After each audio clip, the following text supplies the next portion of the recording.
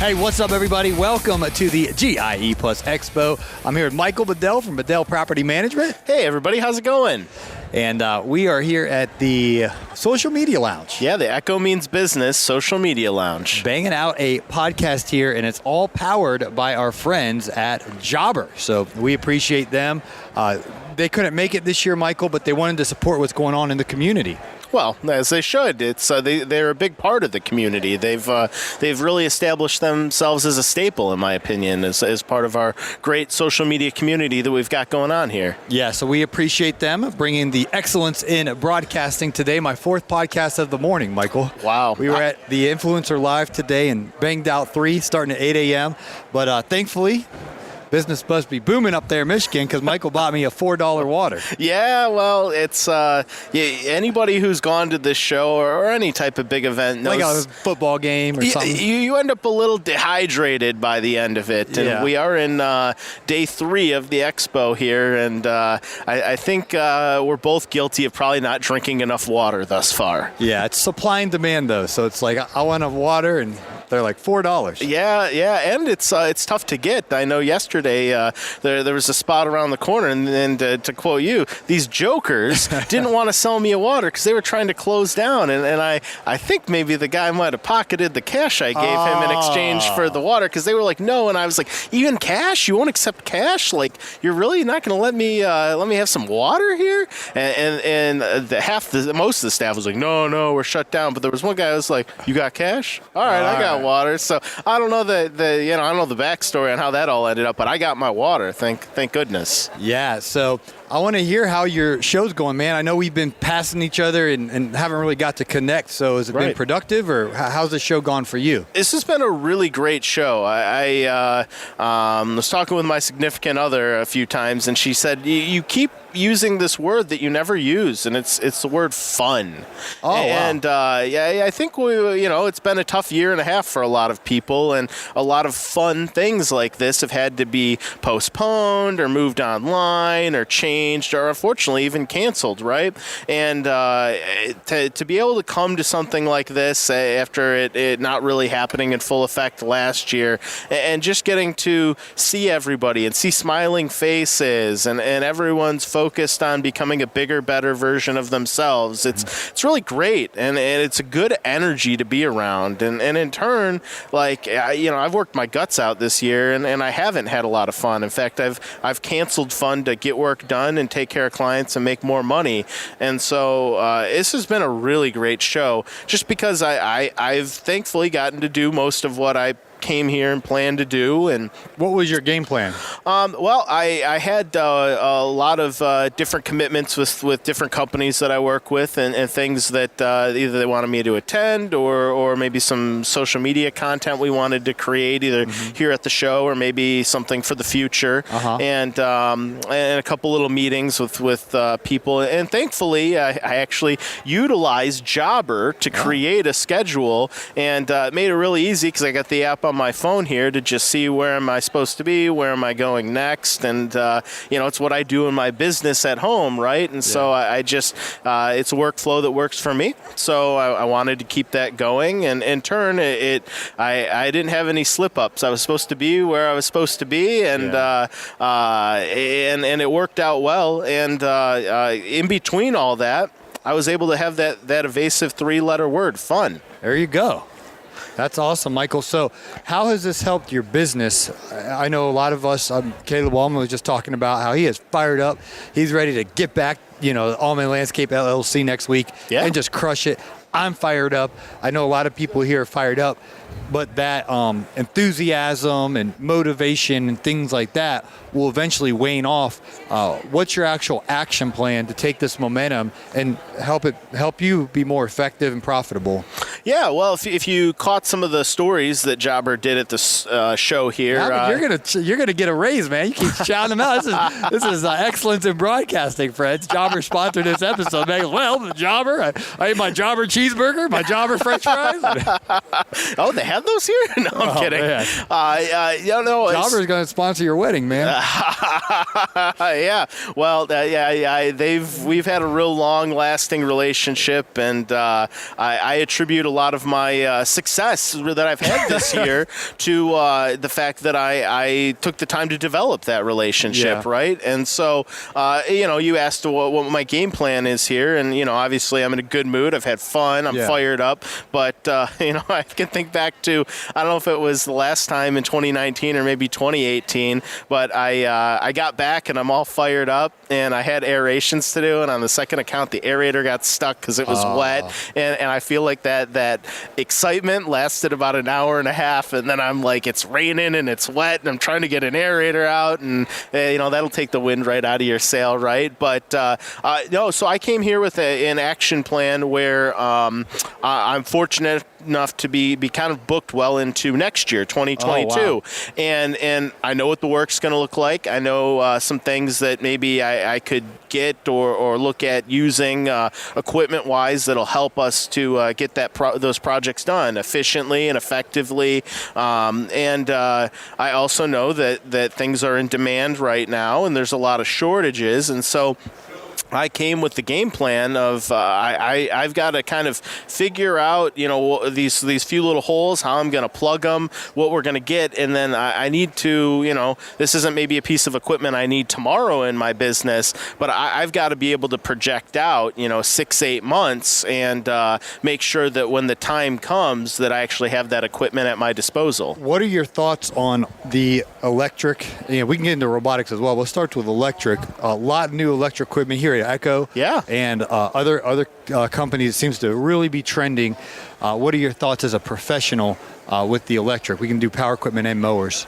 Yeah, well, it's obviously going to become a big thing. I think a lot of us saw the news story where you've got states like California that have put power equipment kind of on the short list, and it's got a couple years of shelf life left, and it may kind of have to go by the wayside. And what are they going to do? Like, if you own it, are they going to sell it or go to Utah and Arizona and sell it? Or? I was kind of thinking the same thing. Like, after that happened, I was in one of my pole barns where we store our equipment, and I was like, what would happen if this was all essentially illicit equipment or something like that? Like I could use it today, but tomorrow it can't even leave the barn. It's illegal to turn it on or something like that. So I don't know.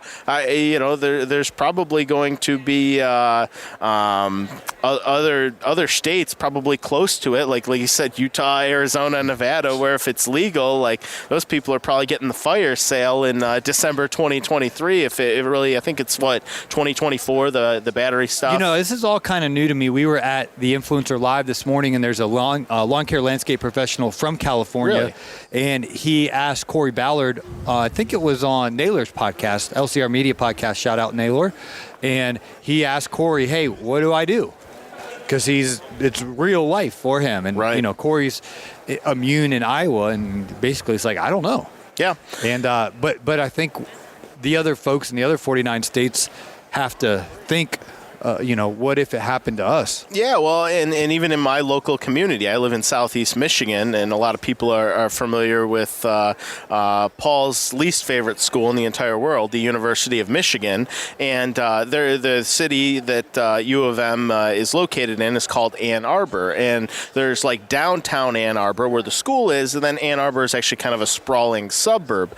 And downtown, it's actually, for the past couple of years, been illegal to use power equipment. You can only use battery-powered equipment, and I think there's also some restrictions even beyond just the have-to-use battery. I think there's even time restrictions.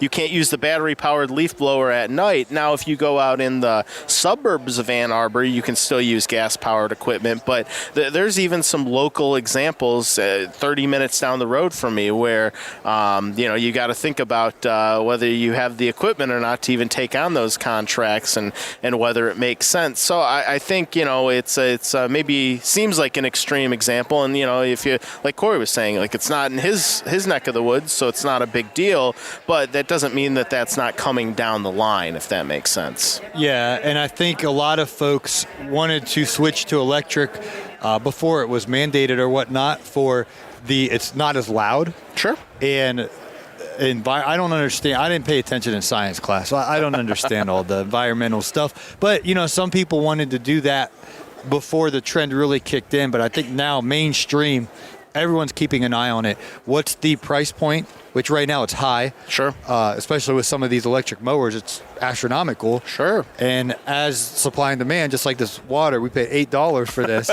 Yeah. But back at Aldi, we have a grocery store in Atlanta called Aldi. Yeah, we have them in Michigan too. Love that place. So you can get a whole 24 pack for $1.99. So we could have bought 4 of those. Yes. No, because you gave him a $2 tip. I But did. that was a generous guy. You sponsor one of my tours, man. And Yeah, sure. he's keep the change, just. Well, yeah, it's good to be a giver, man. That's yeah. what makes life, happy for me, is being able to give to others. But I'm using this $5 water. That was a 47-cent sip there. Well worth it. Worth every penny. But here's my point in all that. You go to Aldi, you can buy 5 24 packs. I don't know what 5 times 24 is. Well, you're going to be at 121. Okay, well, he knows his numbers. DeftFreeLandscaper.com. That's right. Smooth. And then, so I could get $121 waters. For the price of 2. Yeah, for the price of 2. And so right now, the electric mowers, the bigger ones, are that Dasani. It's that high price. But hopefully, it'll come down. Yeah, I think it will over time. It's a supply and demand of it, and we're still in the early adoption phase of it. There's still lots of kinks to get worked out. In my personal opinion, right now there's some like face value advantages. Like I was talking with a guy at the show here, and he was talking about how some of the equipment that they use less frequently, like maybe they don't use a chainsaw a lot in their business. If it sits, sometimes you run into carburetor issues versus with the electric stuff. That's a good point. There isn't any of that. So when you get in situations like that, there's already the face value in. I think long term, it's the charging. It's like what's the you see it with like Tesla cars right now.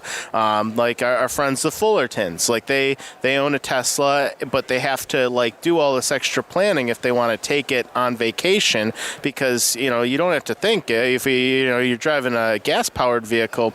There's gas stations everywhere. You can almost be a little mindless and let the tank get low and then just stop and fill it up. And we have that same luxury in our lawn and landscape businesses with gas-powered equipment.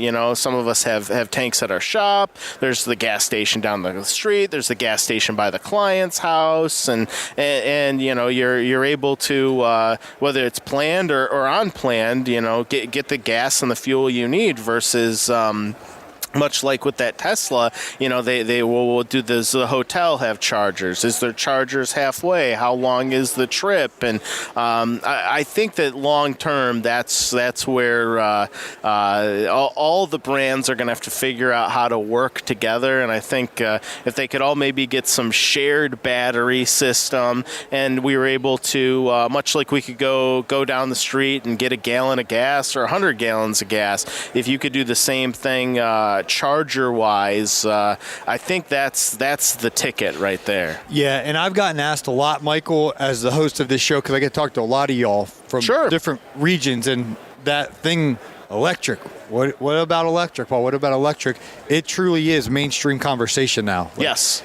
There's no doubt about it that it's not fringe. You're right. It's everyone not a theory. Maybe down there, it's like, ooh, all right. Let's really measure this. I think Caleb was sharing with Tesla, for example, it's 40,000 miles until you start to break even with the power cost, fuel costs. And so, that's something to consider is how many customers are really going to pay you more because you're using electric mower. Most of them don't care. They just want their grass cut. They want their bushes trimmed. They want the garden bed looking nice. And it's hard to sell, well, we're going to be more quiet. We're going to do this for the environment. So instead of charging $42, it's going to be $59. They're going to be like, know. 100%. There was a community that I did some work in that's a very, very affluent community. Lots of multi-million-dollar homes. Eminem? No, he lives about 20 minutes from that area. But I thought he lives at 8 Mile. I used to. He grew up around that area. I was playing in the beginning. The mood all changed. Exactly. Yeah, he's got a nice place now, but it's kind of on the other side of Southeast Michigan. All right. But anyway, this community, Franklin, they were looking at possibly, and it's not a very big community, but it's very affluent. They were looking at banning gas-powered equipment, wow. And it was conversations with contractors like me that was like, we'll do whatever. I'm open to whatever to service my clients, but you guys pay for that. And I was just transparent that I said, yeah, if that's what you guys want to do, that's what you want to do, but you need to budget that your costs are going to double next year at least, and maybe even triple. And I was like, well, I got to buy all the new equipment, and in some cases that equipment isn't as efficient as gas-powered equipment is because it's newer and they haven't reached those efficiencies yet. So in turn, you're going to pay for more of my time, and the longer that goes on, this isn't just a one-time occurrence. If it's permanent, you're looking at that every week you're paying more, every service you're paying more, and you got to know what you're signing up for, right? Yeah. Like things will be quieter, but you're going to see more of us, and you're going to pay us more money, and ultimately that was kind of reiterated by a lot of the contractors, and the community decided that maybe they ought to hold off on this battery-powered thing. They liked the concept of it, but they weren't quite ready to swallow the cost. Yeah. And we're talking knowing your numbers, right? It's cliche, but it is. When you have the conversation about electric, it got to come down to the money. And that's it. It wasn't a polarizing. It wasn't a conversation. There was no yelling match. It was just a very honest conversation where well, I can do that for you, but instead of being $1,000 a week, now it's $3,000 a week or whatever it is. And then people are going, times how many weeks? Well, that's a lot of money. I could buy a car for that money. And and all of a sudden maybe their context changed. And when they look at it through that lens, that PB 9010 blower blaring in the backyard for 40 minutes isn't so bad anymore because but I got a Porsche out of it or something like that. So yeah, and if you are going to go that route now, before the majority of folks do, you definitely have to sell to your customer. I think I want to give credit if it was Corey or Caleb that was saying this morning. You really have to sell that you're going to get a premium price, and here's why, and get good at that messaging and explaining that to the customer, because it does cost more. Yeah, absolutely. With the equipment. Michael, as you go into the new year, 22, what's your strategy? What's your revenue forecasted? You don't have to give a dollar amount, but is it coming in through aeration, seeding, fertilizer, mowing, enhancements? What's kind of your scope of work as you go into 22? Yes. No. I would say that it's all of those, but everything's. I'm planning on making more money because the costs are rising, but the value I place on my time is going up. And I was talking yesterday with a guy who runs a show here, Chris Kaiser. Oh, wow. And we were saying You're about big shot. Yeah. I was lucky. He spent a couple minutes with here at the Social Media Lounge. Oh, that's nice. Yeah, it was really nice of him. And we were talking about how you hear statistics and you see things on the news, but what do you see with your eyes? What do you hear? What do you experience in real life? And one of the things I can speak to that I've experienced in real life is that in my market, there's not a lot of people who want to go to work at all, let alone get outside when it's hot or when it's real cold and do work. And I'm willing to do that, and I know some other people that are willing to do that. And in turn, I understand that it's not my fault. I didn't control it, but circumstantially over the past couple of years here, I'm becoming more and more of a sought-after commodity. I'm willing to do what other people won't do or refuse to do, and in turn, they have to pay to get done. And so with that knowledge in mind, I understand that I control my destiny, and that I really get the privilege, and a lot of us do, more so than ever, we get to choose who we're going to work for. we get to name our rate because there may not be this perceived competition that they can go get to do it less. I've had the conversation a couple times at the show here where people have moved on from clients, and the client originally thinks that, okay, well, I'll make some calls and I'll replace you, and they realize no one calls them back. The grass isn't greener on the other side. No pun intended. Amen. And that the best move for that client was to keep their current contractor, even if it meant more money or changes, because that really was their best and in some cases only option. And so all of us really need to take that to heart and double down on what we're doing well. So, I jokingly said yes because my goal is that all those services are extraordinarily profitable, and if they aren't, they're not something I'm going to be doing, because never in my 17 years of business have I had such an opportunity to really cash in on every minute that I'm out there. Yeah, you say 17 years of business. A lot of guys that listen to our program are and same with Fullerton, they're thinking about starting their business, or maybe they're getting the boat close to the dock. They got some accounts, but they have a cush job and they're getting things ready. And then other guys are in year 1, 2, and 3. But a lot of people that you have their ear right now, they're not 17 years deep in. Sure. They're new.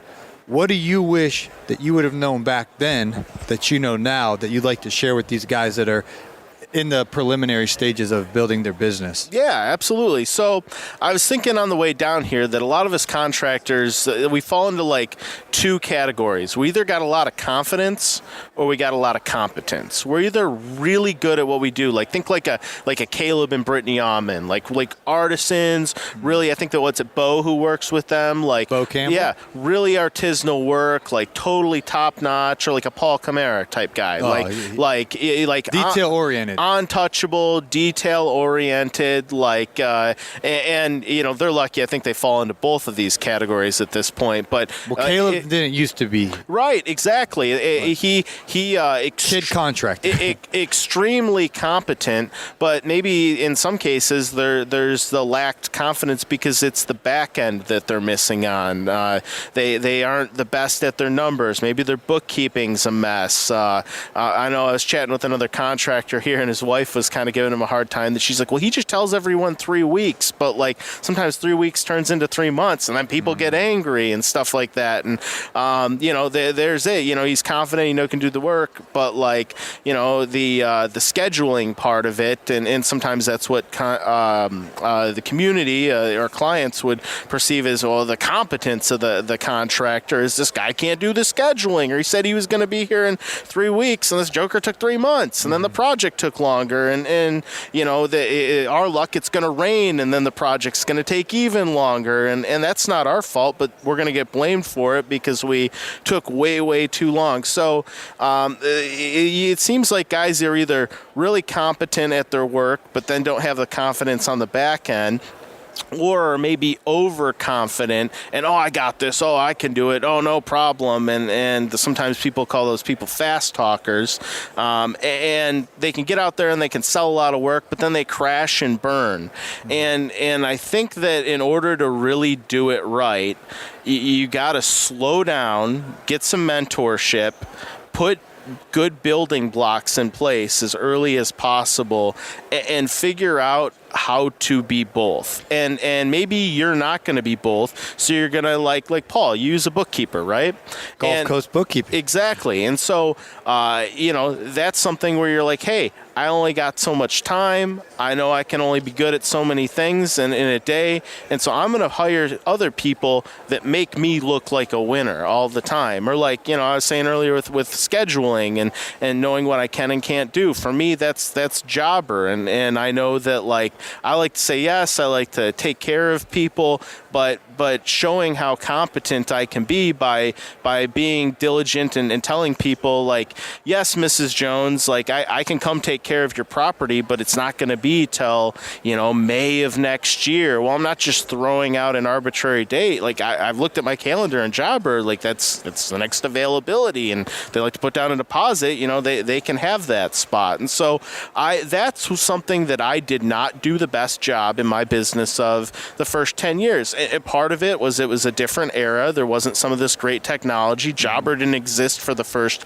handful of years of my business. And so I didn't have those luxuries that contractors who are starting out now or only a couple years in, like, besides, great resources like the Green Industry podcast, they have all these additional technology companies and bookkeepers and people that really focus on our industry that are more than willing to help you guys and want to see you succeed. And you don't have to do it like I did at the beginning, where, maybe there was a little too much confidence and not enough competence. And then in turn, there was also some of the reverse. I had a degree in horticulture, so I was very competent at the work, but I didn't have the confidence to really realize how far that set me apart and really how much value I was providing to my clients. And in turn, I was sometimes, because I maybe didn't know my numbers the best, I was letting them take advantage of a young guy who was in his early 20s who didn't know what real value he was bringing to people. And, I can sit back and understand that now, but in when I was going through it, I didn't realize it. And unfortunately, I didn't have anybody in my life to pull me aside and say, hey, Bedell, like, this is what you're doing wrong. Like, you're leaving money on the table. Like, you look like a goofball because you're behind schedule and you're not all organized. And thank God that the stars have all aligned, and I've gotten to where I'm at now. But for the young people, I would say, you're not alone.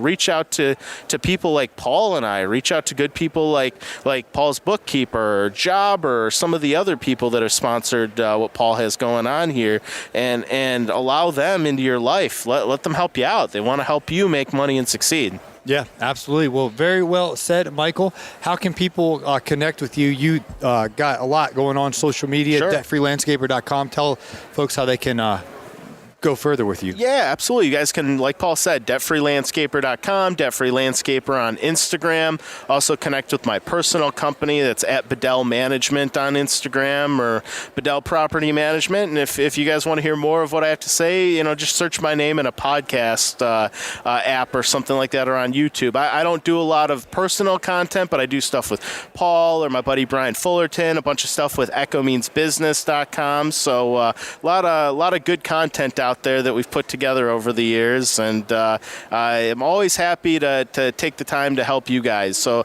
any questions you guys got, reach out to me or someone else that has been a positive influence in your life, and I think we're all happy to help you succeed. Well said, Michael. And once again, I know Michael thanked Jobber about 32 times in today's broadcast. Hey. But we really do appreciate them. They are from Canada, and a lot of the European countries and Canadian companies weren't able to join us this trade show. Sure. So a lot of it is, USA based, but it's still packed here, man. Yes. And, Jobber's been messaging us along the way, way beforehand when they knew they weren't going to be able to make it, and said, hey, what can we do to really support the community while we're there and things of that nature. And I told them, hey, you can sponsor a podcast. And they're like, what about Michael Bedell?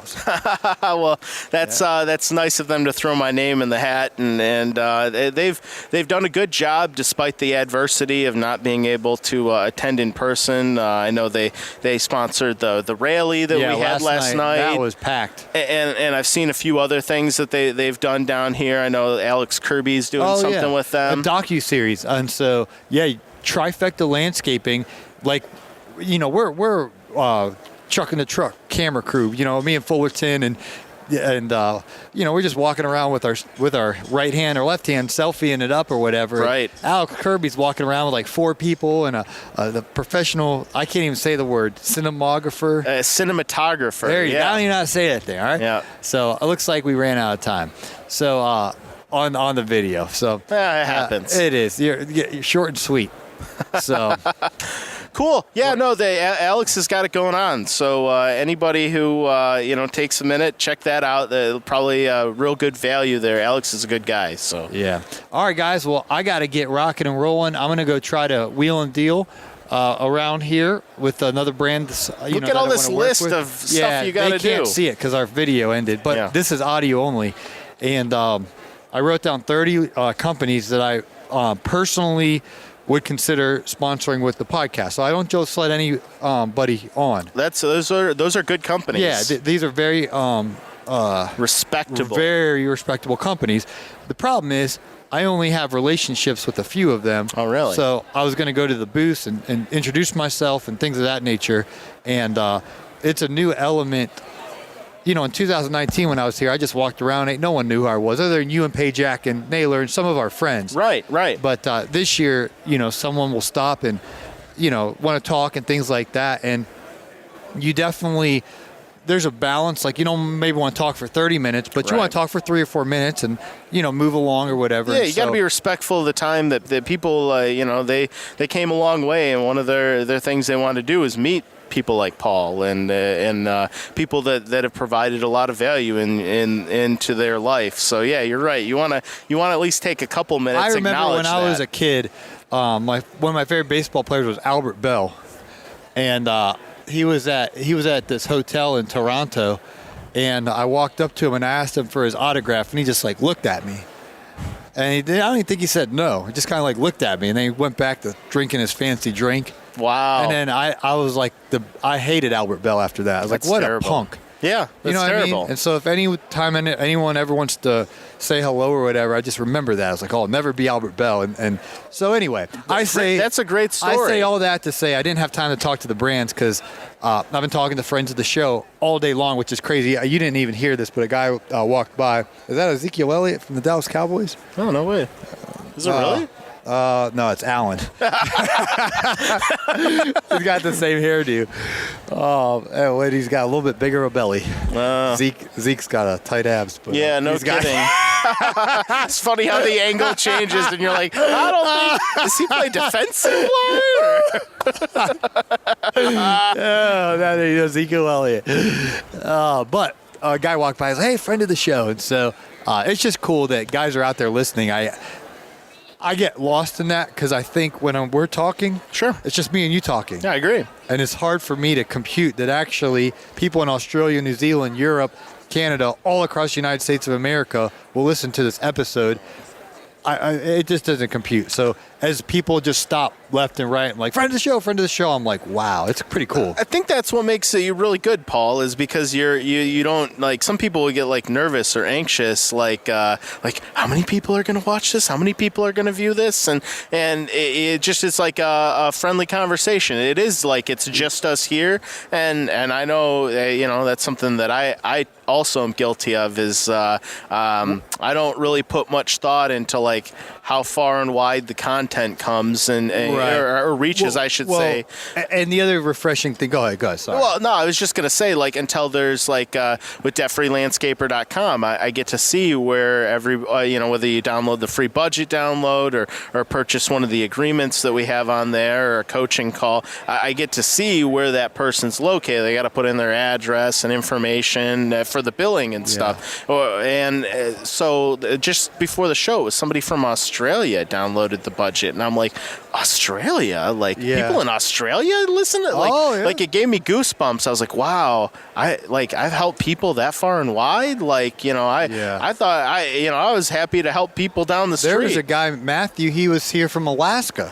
Wow. I interviewed him recently on my podcast, and he's I might come or whatever, and I was bro, and then he's yeah, I came from Alaska. I was that's crazy. Wow. It's because you want to be a part of this community. You know, we're making the content from GIE in years past, and people are like, man, that looks like a lot of fun. That looks like a lot of value. And they're traveling far and near, you know? And that's kind of like the... Near and far. I think that's how they say it. Yeah, it works both ways. It works both ways. Excellence in broadcasting ended at lunchtime. I got to go grab a bite to eat. That's funny. No, but what's great is that, like, everybody listening, like, it's kind of like you're here sitting with us, and this is just a fireside chat. We ain't trying to impress anybody. No. Sometimes, this is a little social media tip. In some of these brands do it a lot. Like when they're going to make a piece of content, they're like, oh, it's got to be perfect and everything. Yep. And it's almost like you're trying to impress someone. And when you consume that, you're like, nah. Yep. And if you listen to our network of podcasts, Fullerton Unfiltered and Kid Contractor and Naylor, we ain't trying to impress anybody. And we keep each other grounded because, like, all right, we know you for real. You know what I mean? Like, you look, what do they say? Look under the hood. Yes. You know what I mean? We know what's under each person's hood. So we all kind of keep each other accountable. Like, we're all trying to figure it out. Yeah. And Sean Spencer said this morning that when you're around people smarter than you just want to listen. Like, sure. We're, as podcast hosts, all of us four, because we use the same producer, we're trying to bring on guests that are smarter than us and listen. Sure. You know what I mean? Sure. And so as you guys as listening, you get the benefit because we're on our own journey trying to get better at business, and then you can kind of go on that journey with us. So it's really unique what's happening, and I like the raw authenticity, and that's the feedback we've been getting on the showroom floor. It's like, man, thanks for keeping it real. You helped me so much. I've been broke, busted, and disgusted too. It's all right, you know? Yeah. Well, that's I think something the brands are really picking up on, and that's why they want to work with people like Paul or some of the other people you just mentioned, is they realize that they can only go so far on their own, and most of the content that they'll ever produce just comes off as kind of pre-planned and generic and looks like it could be a television commercial, and that maybe used to work. You know, magazines and mail order catalogs used to work too, right? But, like, you know, times have changed. The magazines have had to figure out how to move into the digital age and have online publications and participate in social media. They can't just hit your mailbox once a month anymore and be successful. So a lot of the brands realize that they could hire some film crew and spend $1 million and take it to the next level in theory, but maybe it doesn't take it to the next level. Well, what we're going to take is I'm going to go take a picture with that guy and say it's Ezekiel Elliott. My brother is a big Ohio State fan, so I'm going to say I met Zeke. That's funny. That's funny. Yeah. But in reality, these brands are better off working with somebody like a Paul or a Naylor or a Mitchell Gordy or an Alex Kirby or somebody like that, because that's who we want to hear and learn from. His name's Alvin. What's up, Alvin? I want to get a picture with you before I leave. Yeah, I got you. See, Paul's famous. People want to get a book signed. That's what famous authors do. There you go. Thanks again, Jobber. The show closes here very soon. It does. I'm going to go to Vermeer. Oh, those are good people. Yeah, I want to work with them. So you should. If anyone's listening, knows somebody, put in a good word. Put in a good word for Paul. All right, you guys take care. Be safe. Have a great season, and don't be afraid to reach out. All right. Do you think they're going to find out Alvin's not Ezekiel? Looks just like him.